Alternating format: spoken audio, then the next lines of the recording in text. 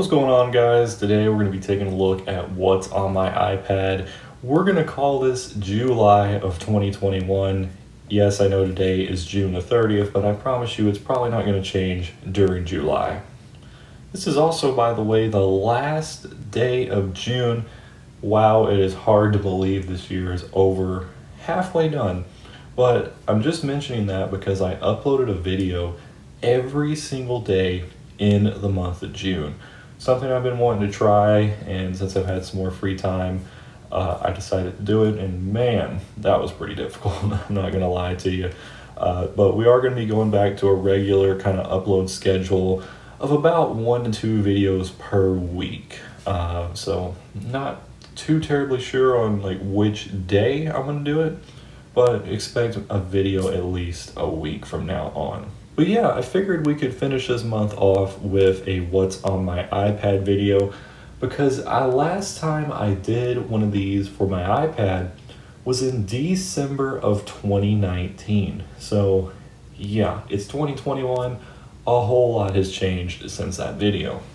So let's go ahead and go over it here. So first off here, we can talk about my wallpaper. So this wallpaper right here is one of the default Apple ones. I forgot like the exact name for it, but it's just a pretty cool looking wallpaper. It's like one tree in the middle of this like mountain kind of is area. I think it's a pretty cool looking wallpaper.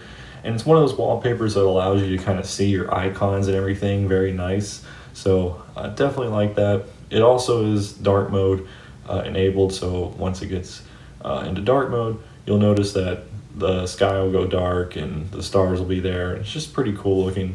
And this wallpaper is also on my lock screen as well. Now over here on the left side, you can see that I have my widgets. So the current widgets that I have set up here is I have my battery widget. Now I don't use that one on the iPhone, but I use it on the iPad because it's very nice to see the Apple Pencil charge level, which will appear right there if you are using an Apple Pencil, of course. And then your AirPods and things also show up there, so it's pretty handy on the iPad. Next up, of course, is the weather widget. Pretty self-explanatory. I always like to know what the current weather conditions are and all that stuff, and it's easy to just tap on it and take you to your forecast and everything like that. Then we have my stocks widget right there below that, and then down here is an old widget. It's the Wall Street Journal, so it's a quick way to kind of look at some of the latest news and things like that. But that's all my widgets that I have here. Now if we take a look at my apps here, so iOS 15 is coming up, of course, and they're finally adding the app library and things like that. So this is going to look pretty much bare whenever that comes out, because I'm going to move all this stuff into the app library. And also my widgets will probably be moved onto the home screen, so I'm not going to have this side view anymore. It's going to just make it a lot cleaner. I'm a very simple person. You guys know on my phone that all I have is widgets on my home screen, and I use the app library for everything. Absolutely love it. So we'll have to make another video about what's on my iPad and what it looks like when iOS 15 comes out. Well, yeah, let's go ahead and just talk about my applications here. So first up here, we have the Apple folder. This is where I just store all of my default Apple apps. Again, this is why I like the app library, because it eliminates folders like this. But yeah, I don't want to delete all the Apple applications, so I just toss them in this folder right here. So it's pretty self-explanatory. You can just take a look at all those and see what I got going on in there. The only one, of course, that does not come with your iPad is the Siri Shortcuts app. Very cool app there, you know, set up all your shortcuts and everything, make things a little bit easier for you. So that's the only app that is not default here. Next up, we have my social folder, so just a few social media items in here. We got Facebook, Twitter, LinkedIn, Messenger, and the Discord app. So just a few of those. I have more on my phone, but I don't typically need them all on the iPad, so that's why I just use that folder there. Next up, we have finance related things. So this is just all my, news sources here. So we have Ameritrade, CNBC, Wall Street Journal, Bloomberg, the Apple Stocks app, we got Yahoo Finance, we got MarketWatch, and we got the Apple News app. So I read a whole lot of news.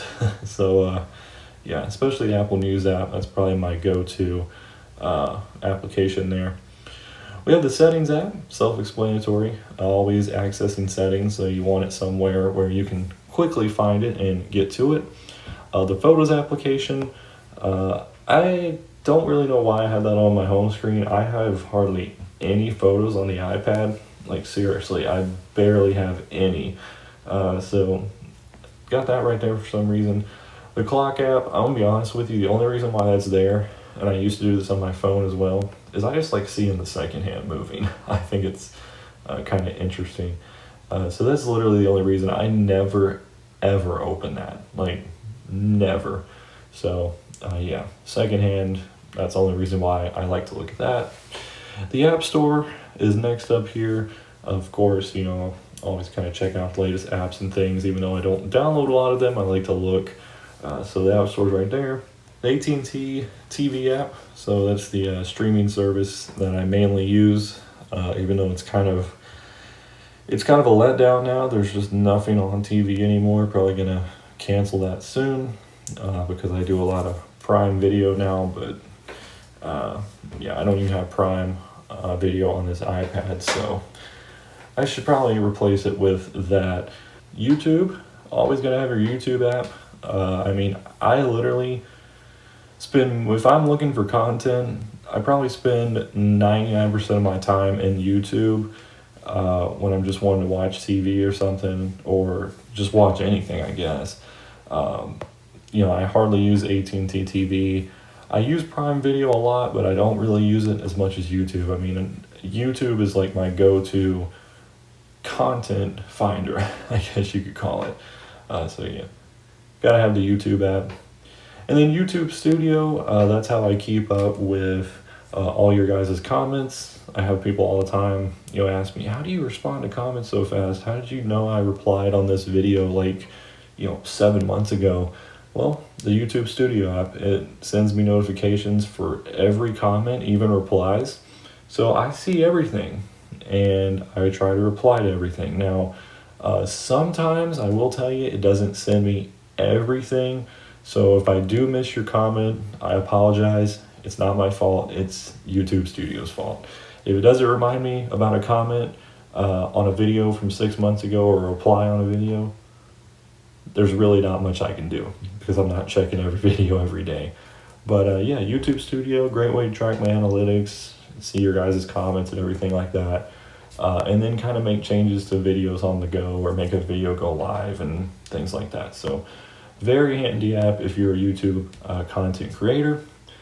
And then the podcast app you see right here, that's just my go-to again. I kind of use Apple Podcasts mostly, but I also like to use Spotify podcast just because they sometimes a lot easier to manage and everything. But yeah, that's my podcast app. And then we have the Bible app, pretty self-explanatory as well.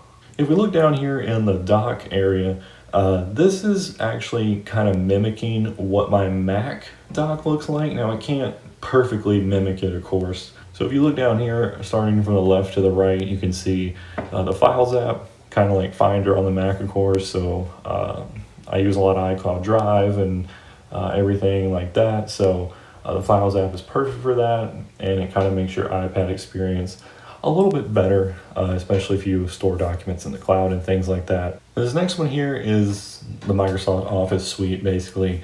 I use this a ton on the iPad, not as much on the phone, but it is much better on the iPad. They did a very good job at making these apps, you know, on a different device other than your computer. So we got Word, PowerPoint, Excel, and Outlook. Also recently I added Microsoft Teams and then Zoom. Obviously those are two big things, right, that we use a lot nowadays. But I don't use Outlook as much anymore, but it's still here. But yeah, the Office suite is here on my iPad as well. Next up, we have GoodNotes 5. That is my note-taking app of choice. Even though it costs quite a bit for an app, that's the most I've ever spent on an application. It's worth it, like 100%. It's worth it. I've never tried Notability, but I'm sure it's worth it too. But GoodNotes 5 is just, man, that's just my app of choice for note-taking. Highly, highly recommend it. I need to make more videos about it because it's just really it's really, really a good choice.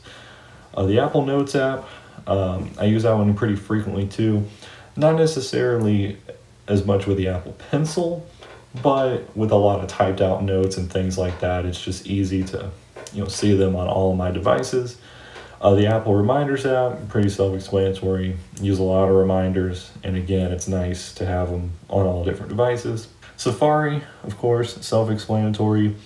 Now, I will tell you this, one reason why I don't have a lot of apps on the iPad is because of Safari. We obviously have the full desktop class browsing, so there's a lot of apps now where I don't need the app. I can just log in through the website and see the full website. Now, there's some apps like YouTube, for example, Facebook, Twitter. Those, in my opinion, are more better as apps than as on the website. So that's why I have some of those as apps, but most things, man, I just use Safari for it, and it works great. The Apple Mail app, that is my main mail client of choice. Like I said, I have Outlook, but I don't typically use it as much as I do Mac Mail. Messages, self-explanatory. Calendar, again, self-explanatory. And then we have Spotify. That is my music of choice. I'm not a fan of paying for music. So Apple Music, I don't want to pay $10 a month or even whatever Spotify costs. I mean, I just use the free version of Spotify. And if you're on your iPad, you can choose any song you want, just like you can on the computer. You don't have to shuffle play your playlist. You can just choose a song. Yeah, you'll have to listen to ads, but at least you can pick freely what song you want to listen to. And yeah, guys, that's it. That's everything on my iPad for July of 2021. Again, like I said, it'll probably change in the fall when iOS 15 comes out. Well, iPad OS 15. But yeah, guys, that's everything here on the iPad for 2021. Let me know what you think about it in the comments down below. Let me know what's on your iPad, or maybe you have a favorite app. Be sure to let me know about it. But yeah, guys, that's all I got for you today. Thanks for watching, supporting the channel as always. I'll catch you all in the next video.